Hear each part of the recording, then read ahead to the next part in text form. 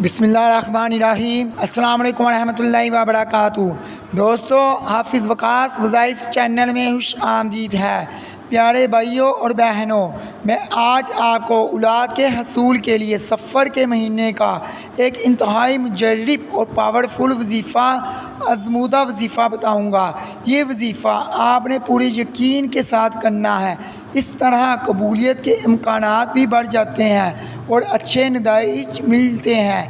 وظیفہ کرنے کے ساتھ ساتھ نماز کی پابندی لازمی کیا کریں۔ سفر کے مہینے میں صدقہ لازمی نکالا کریں۔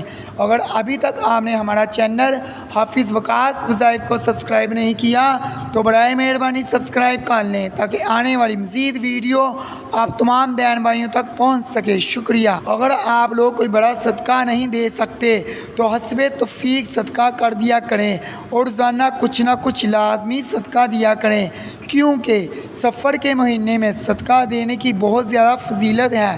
اور حدیث میں ہے کہ جب تم کو کوئی رنج ہو اور مسجد میں جا کر دوڑ کر نماز کیوں نہیں پڑھ لیتے، اس سے ظاہر ہوتا ہے کہ مصیبت اور پریشانی میں اللہ پاک کو سب سے زیادہ یاد کرنا چاہیے۔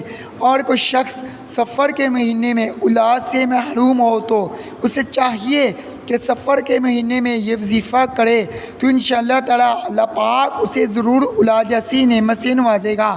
اس عمل کو شروع کرنے سے پہلے صدقہ لازمی نکالے اور روزانہ فجر کی نماز کے بعد 7 مرتبہ سورۃ النصر پڑھے۔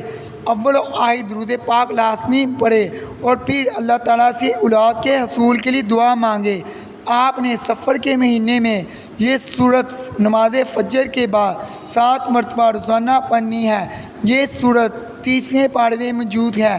انشاءاللہ تعالیٰ اس سورت کی برکت کی وجہ سے اللہ پاک آپ کو ضرور اولاد جیسی نعمت سے نوازے گا۔